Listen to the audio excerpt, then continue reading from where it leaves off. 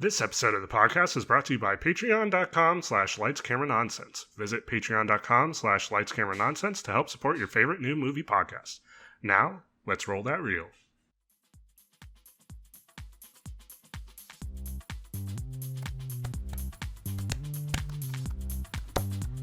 Let me Like seals. That doesn't sound like a seal at all. That sounds more like You're having a really good time at the fair. yeah. It's just oh crap! Why am I It's like forgetting Swedish Chef. with his human hands that are way too like expressive? You know, because like whoever's puppeting, I can't remember who puppets Swedish Chef, but whenever they like use the human hands, which is 99% of the time, it's just way too expressive, and there's like, hey, pay attention to my human hands that I'm using to chop things, because if I had puppet hands and I tried to puppet cutting something, I will chop my own hand off, and no thank you. Yeah.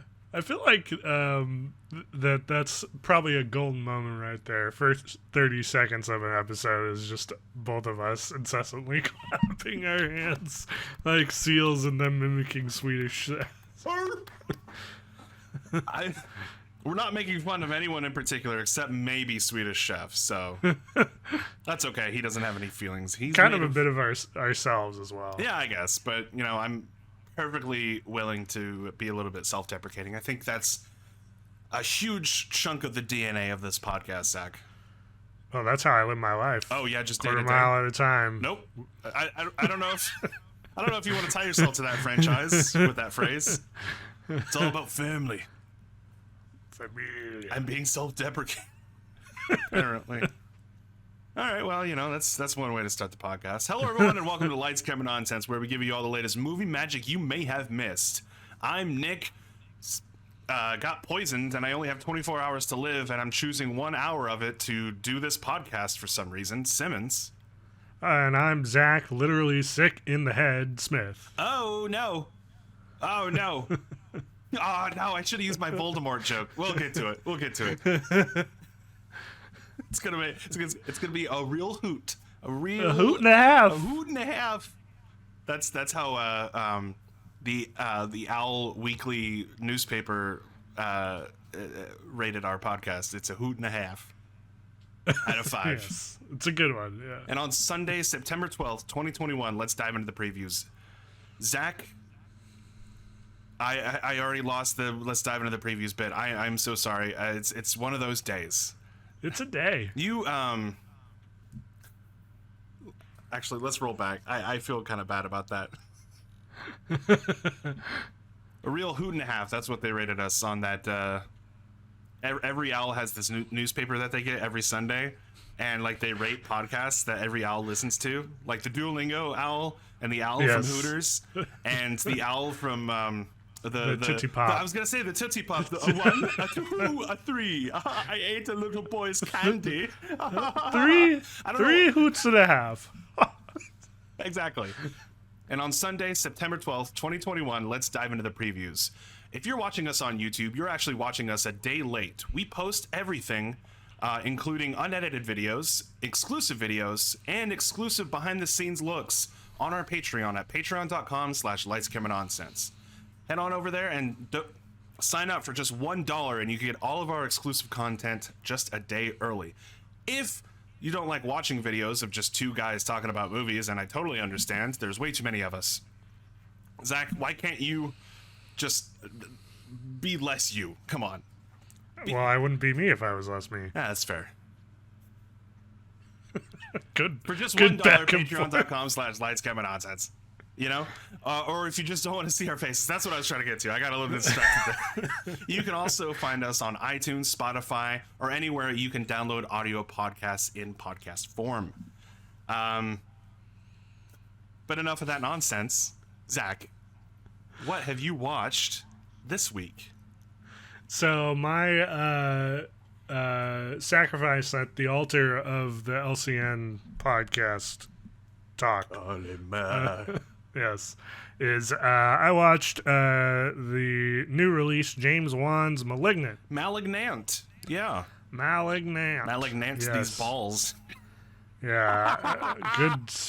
Good. Yeah.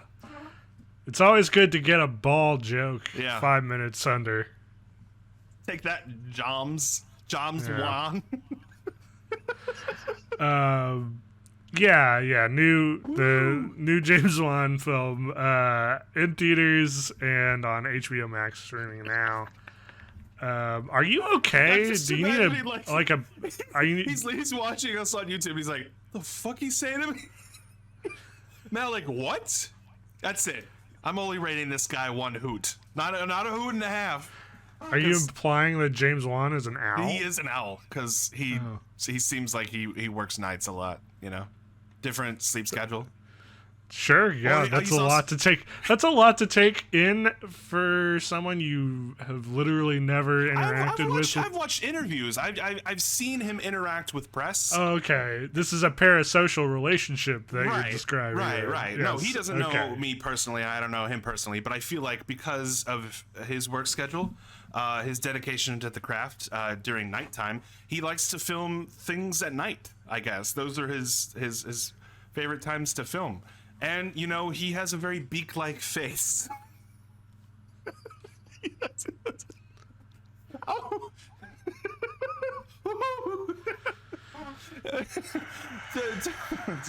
I'm sorry. It's just... Woo. I'm still a bit hungover. You're in rare night. form today. It's... Malignant. What was that? I don't know. That's my secret. I can't control myself laugh. I think that's actually what my villain laugh would be. If I concocted like a scheme, a plot, if you will, Zach, then Sure. Like let's say I've strapped you to a table. There's a laser about to saw you in half or whatever. Golden Finger style. Yes. I've trapped you. My evil laugh, I've succeeded. It's like half French, but also like more snort than anything. So I apologize for the audio listeners who have to listen to that. But, I'm working on it. I first I need to like concoct a scheme or plot. Well, it's good to keep working on yourself. Thank you. Yeah. Thank you. We're all projects in progress. Indeed. Yeah. I think that's going to be the theme for this episode. Not the title. Some malignant. Yeah.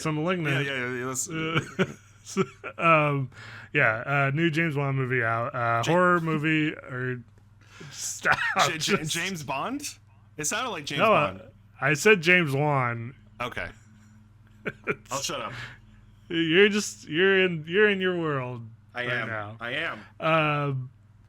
Of course, James Wan, known for horror movies, which this is. It's his first one since Conjuring 2 in 2016. Yes. It at least purports itself to be a horror movie. The advertising certainly steers hard into that. What it kind of is actually is a supernatural superhero thriller. Okay, so you got that vibe too. Yeah. About 15 minutes in, there's a theme switch, and you very quickly are made aware of the being, I suppose, that is... It's like the opening scene. The opening scene. Yeah. So the setup is that we're introed. First scene is in a ER or almost like a research facility, but you don't really know that until like a little bit further into the scene. Right. And shit's going haywire. A lot of electrical malfunctions. People are dying very gruesomely. Yeah. Getting arms broken. Very. It already starts off pretty grisly, right? Yes, absolutely. And then we're kind of treated to this obscured view of some kind of thing that's shrieking. Yes. And then it rolls into credits, and the next thing... 1-to-1. we're seeing is a woman coming home from work who's pregnant, and then her abusive husband attacks her, slams her head against the wall, and she locks him out. And then later that night, he is murdered, seemingly by a supernatural entity. And then the rest of the movie is sort of a mystery, like what is this supernatural entity? Yeah. How is it connected to the woman who I'm blanking on her Annabelle name. Wallace is the actress's name. Well, the actress, yes. Her character's name, it's going to be kind of hard to deep dive into this movie without spoiling it, Zach. Yes, yeah. So I'm doing my best to kind of skirt the outside of it before diving in. So hold on, it's Madison is her name. Yeah, so Madison is your main character of the movie, and after her husband is murdered, she is starting to get these sort of premonitions of the supernatural entity killing more. And then from there, it's just kind of like a what's happening kind of what's thing. happening, Yeah. solve the mystery. The cops get involved. There's a sister, and oh, Yeah, teacher, I have a question. sure, yeah. Mr. Smith, I have a question. How was your trip to Washington? Haha, that's a movie reference. It is, yeah, it's a good one. Thank you. It's a very old reference. No, my question is, did you and before you saw the movie, let's just say when you saw the trailer, did you guess what the movie was about? No, so it's kind of what I was getting at before with the advertising. Mm-hmm. They show a little bit of the Antagonist. I mean, I guess I sort of did. If you're going like kind of not, like fine point into this is exactly what's happening. Right. I think that the trailers, while they do steer more into a horror movie vibe, them showing you certain things that are happening, the sort of effect of Madison being able to see these crimes and whatnot. Right. It kind of plays its hand pretty heavily in that regard. But it's much more of like a camp kind of thrill ride by the end of it. I there's a lot to unpack with this movie. If I can interject real quick. Sure, yeah. Without trying to go too deep into spoilers for this movie, because they try to give you a lot of spoiler type moments with twists and turns throughout the story. Yeah. I guessed about 80% of the plot of this movie about 5 seconds into this movie. I mean, when I heard of the trailer and you see the poster for this movie, I got the general gist of what this movie was. And so with that momentum gone from what it was trying to do for a good chunk, at least 2/3 of the movie, barring the final act, which we will dive into because that's a thing. It loses a lot of the thrill that we would have gotten from a previous James Wan film, which I want to put a little asterisk by, because this is a James Wan directed film, but it's very much just has his vision, not necessarily his script, which is abysmal. I hate the fucking script of this movie. It's pretty bad. Yeah. The opening scene, before we get too far away from that, feels like it was supposed to be like a parody of a classic horror film. But then it's shot and filmed in such a way to where it's supposed to be taken seriously. I can't tell if it's trying to be serious or corny. And but then we move on to the next scene that you described, and it seems like a regular James Wan horror film, like harkening back to Conjuring 1 or Insidious, or even the first couple of Saw films before it gets too crazy. and it feels like, especially with the musical cues, which was one of my biggest issues with this movie, because it's very in that same early vein of Conjuring. 2000s, or no, Yeah. it's even the killer has a theme song, and it's "Where Is My Mind" by the Pixies intermixed to Yeah. be kind of a horror theme. And Yeah. when you get what the song influence is for that theme song, and you're like, oh, even if you haven't picked up on it yet, you're like, oh wait, I get that. And you can kind of tell where the plot twists are. Even after all of that, I still enjoyed Annabelle Wallis's performance, I think, as a scream queen in this particular film. She was fantastic. I did like some of the visual effects. I loved the more actiony bits. As ironic as it is, because that wasn't what I was expecting, especially towards the latter half of the film. But yeah, the script was pretty abysmal. Like, even between two human characters interacting and talking with each other, like, I think the dialogue is a huge miss for the script as a whole. It's very ham-fisted. It's you said that you can't tell which way it's trying to trend in terms of either like seriousness or jokey or camp. right. I think, just having seen the whole thing now and being able to view it as a whole, it's definitely supposed to be more in the camp side. You think so? Yeah. But there are certain parts, and I think that going back to your thing about knowing the general gist of the plot, general gist. It does the thing.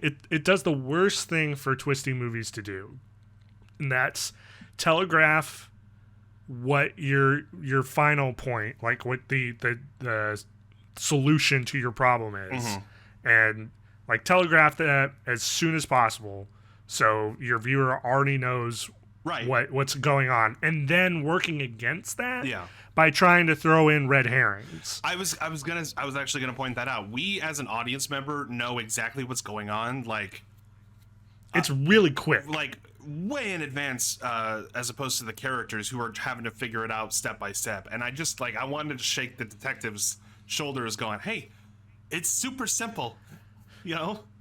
Well, and to be fair, like, they do play on that because you know, the actual solution to the problem, if that were something in reality, of course any, you know, sane detective or whatever is gonna be like, what the fuck, no, you're full of shit. Yeah. After a certain point, though, it does become, well, how much more do you need? Because now you're trending towards, like, head in the sand, sort of unbelievable. And it's not until, like, oh, shit is so far off the rails that you have no like, you're literally be face to face with the problem, right? And I feel like you'd still try to figure your way out of this. Let's try to by rationalizing it in sort of some way, if you could.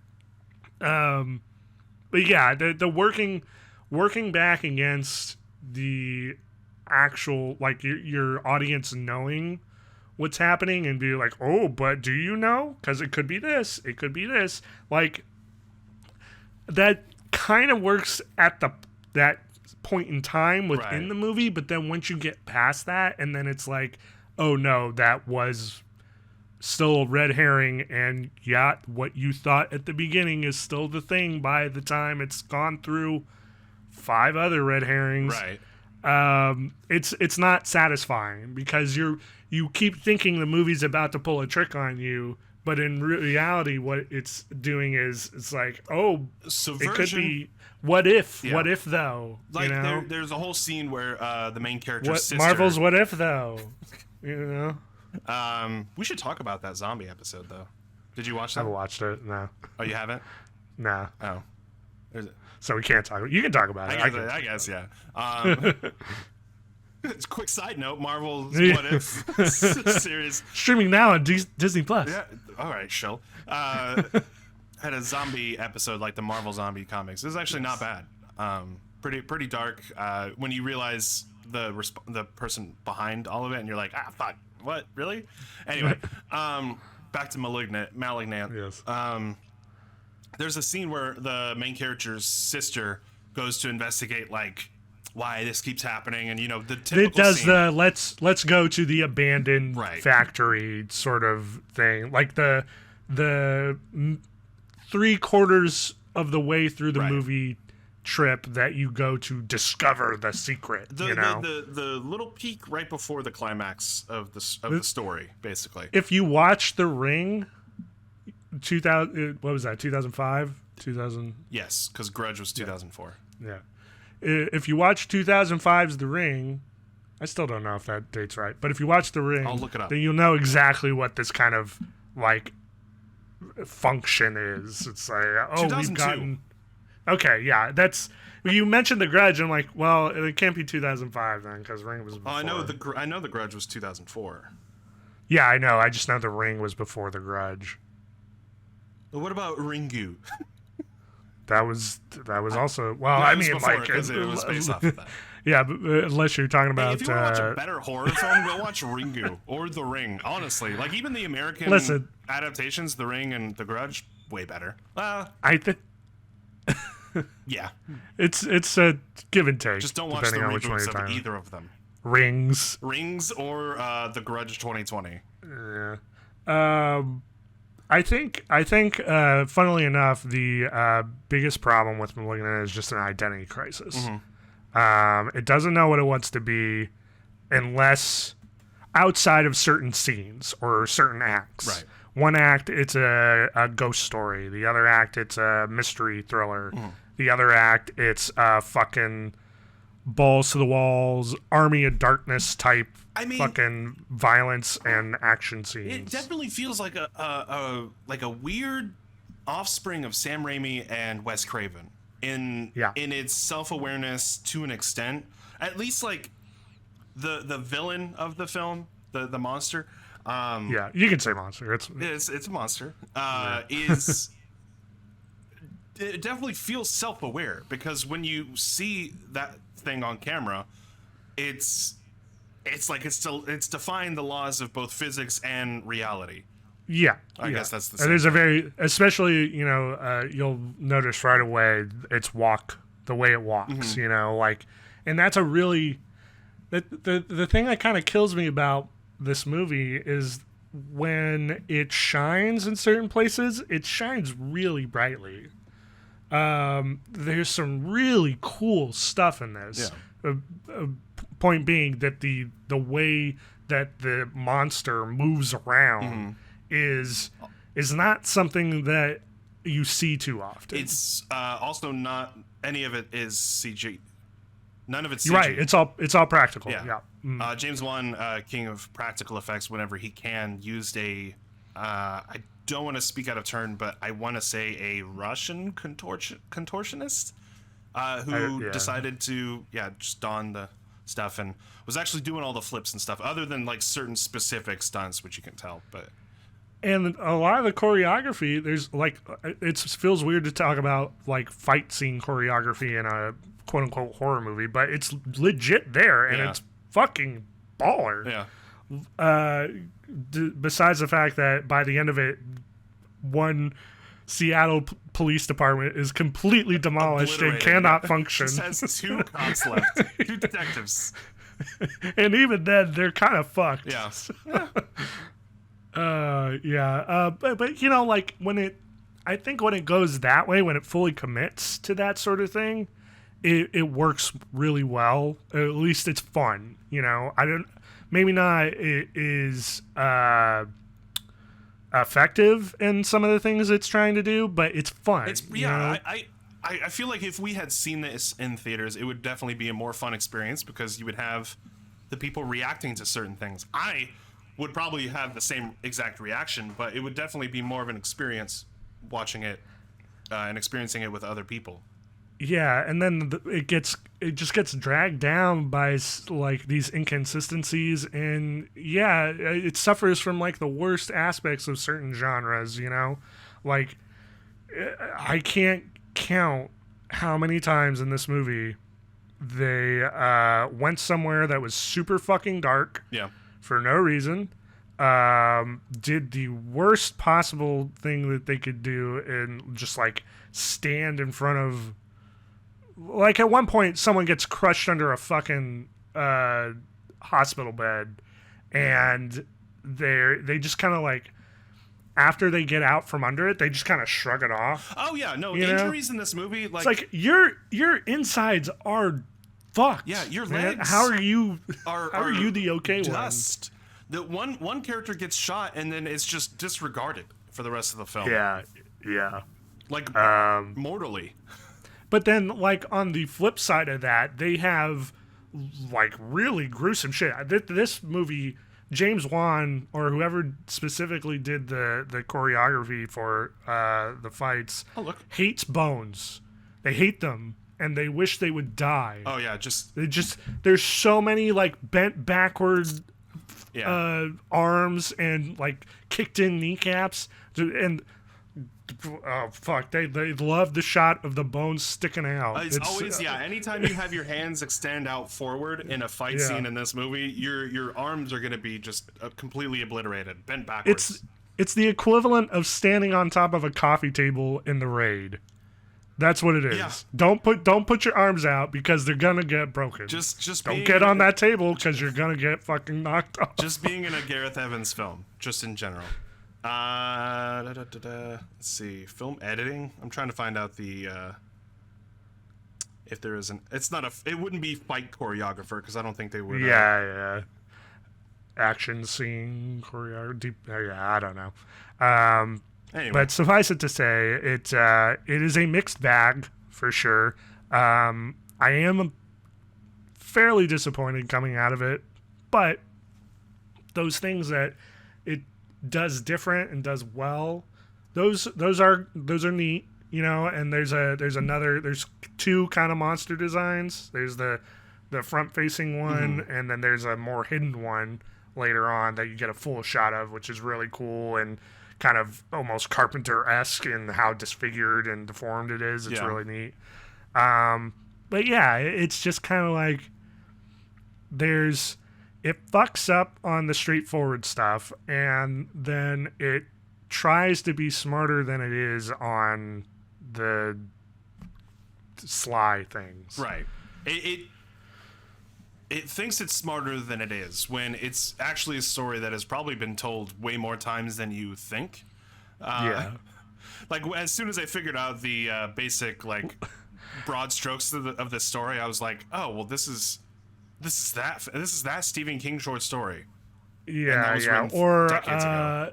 Or that episode of South Park, you know?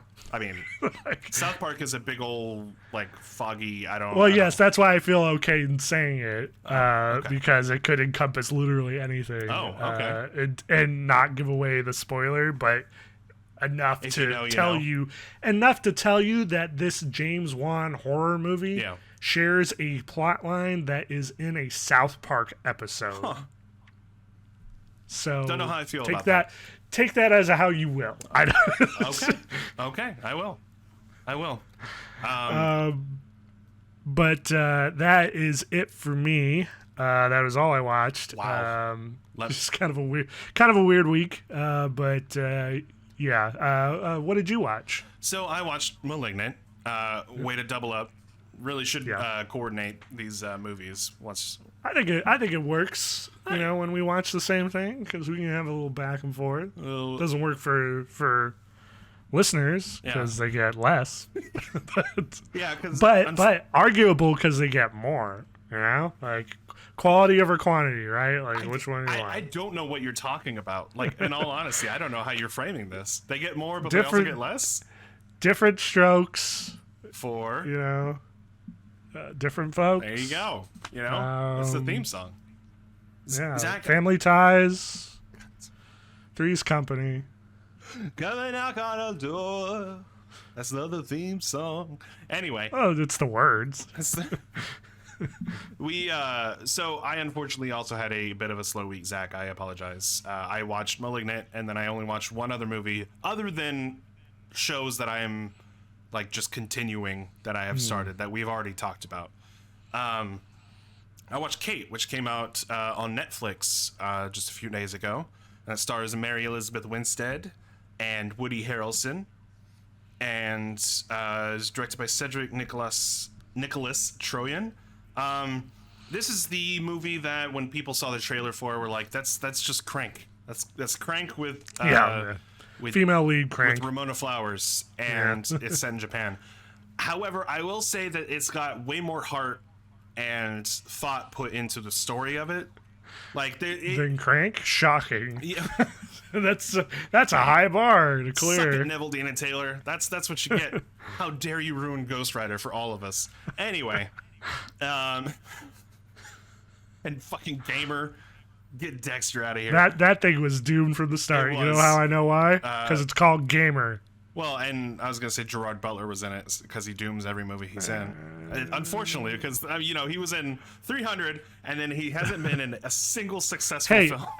How to Train Your Dragon, both 1 and 2 I are do good. not Spoiler think for that How that to Train Your counts. Dragon 3. I do not- That absolutely counts. Really? Yes, it does. Really? He's in the movie. I guess. Now you're splitting hairs. Man can't be in the movie because you don't want it to count. Well, I mean, I am not discounting voice acting work. I'm just discounting Gerard Butler's voice acting work because I feel like he phoned it in anyway. Even if Man they were with successful. platform. Man with platform who is marginally most listened to on podcast services says he does not discriminate against voice acting. I am not. Well, that's because I'm not classifying us as voice actors. We are definitely not voice Oh actors. no, for sure, yeah. Anyway, Kate, which has not been adapted from Plus 8. any previous works, although I had weird feelings that it was adapted from something. It's not. It's an original story. It's the basically- the state we're in now. Yeah, because everything is adapted from a Yeah. comic book.